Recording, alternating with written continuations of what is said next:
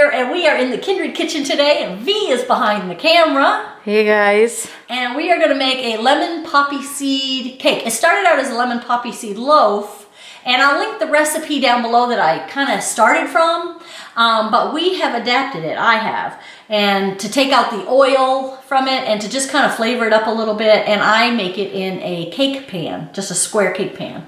So I'll put the original link down below and you'll see that, and I will put the ingredients down below too so you can see my adaptations to it.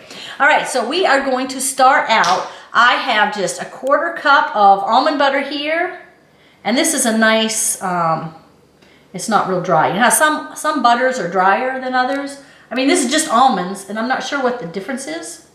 If they just blend it more so the oil separates more, but so this is it seems that way. 1/4 cup of almond butter. And I have 1 chia egg here, which is just a tablespoon of chia seed that I ground a little, and I put it into 3 tablespoons of water. And when you let it sit, it kind of gets gelatinous. Did you create that word? Gelatinous. No, gelatinous is a word. It is, V, it is. All right, and I have 1 mashed banana here. And that is what I use to substitute for the oil. I can't remember how much oil was in the original recipe, but I wanted to get rid of the oil. So I used some nut butter, a banana, and chia. And now I'm going to add a cup of sugar into this mix. And you can use any sugar. It would work fine. What do you think of maple syrup? I think if you use maple syrup, it's good, but you're going to have to increase your flour. You're going to have to increase your flour. I'm talking to you, and I'm talking to the camera. But you will have to increase your flour if you use maple syrup, because it will add more liquid. But it's a good flavor to add.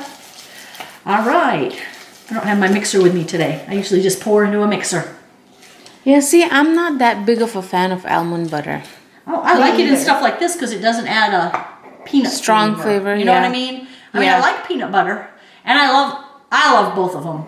And so I will put it on everything. Almond butter, peanut butter. All right, I'm going to add, let me add my other ingredients here first. 2 teaspoons of vanilla.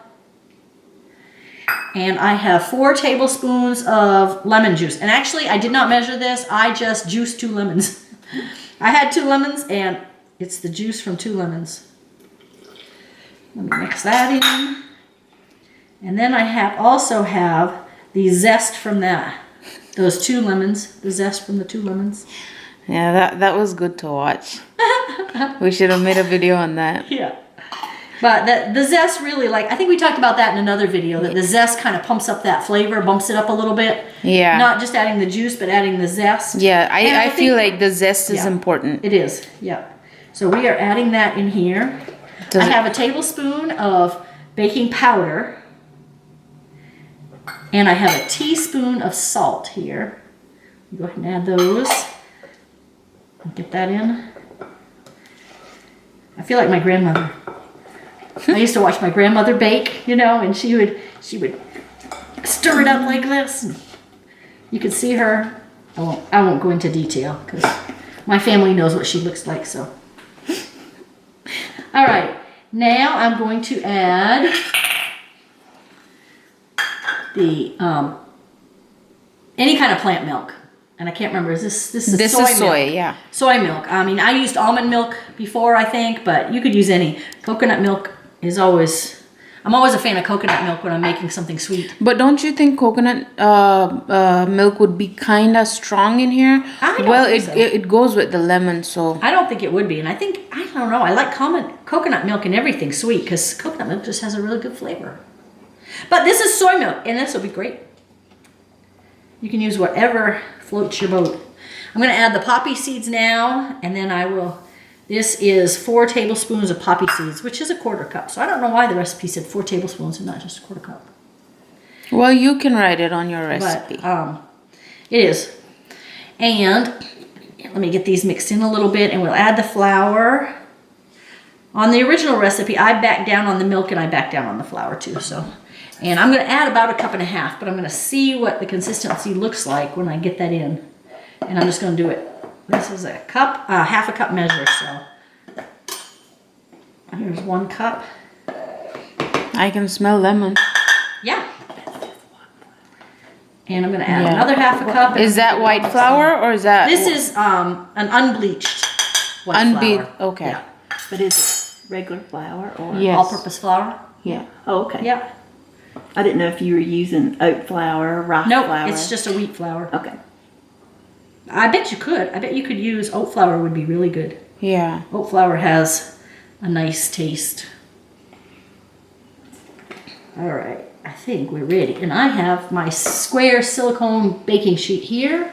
And I'm gonna pour this in. I've already preheated the oven to 350 degrees and it takes a half an hour. So 350 degrees for 30 minutes. And I just used the 1.5 cups. I think it looks good for a cake mix, cake batter. And then at 30 minutes, I'm gonna check it. I'm gonna, you can use a toothpick. I just use a knife or a fork, stick a fork in it. And if it comes out clean, it's done. So I'll let you know at the end exactly how much time it took to cook. Okay, so we will see you back here when it's cooked. Okay, we are back. And in V's oven, these took about 40 minutes to cook. Yeah, I baked it for a half an hour and then I added 10 minutes to the timer. So it was about 40 minutes. And then I cut them apart to try to cool them faster, but they're still quite warm. You can see the little missing piece, but it's really good. But I'm gonna go ahead and show you how I make my glaze for the top, but I probably won't put it on. I'll wait till it's completely cool and then I'll just drizzle it over the top.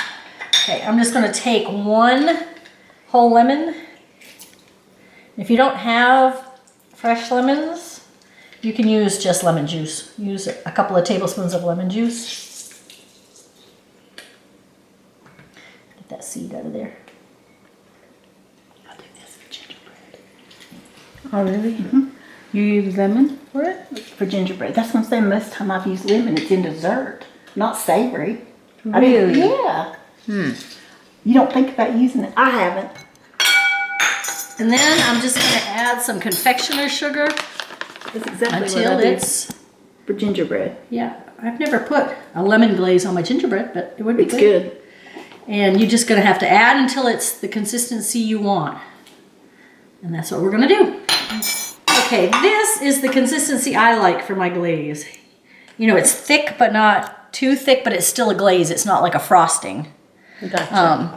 And I'm just gonna do one of these. I mean, they are still warm, but I want you to see what it looks like because it's so tasty with the lemon glaze on top.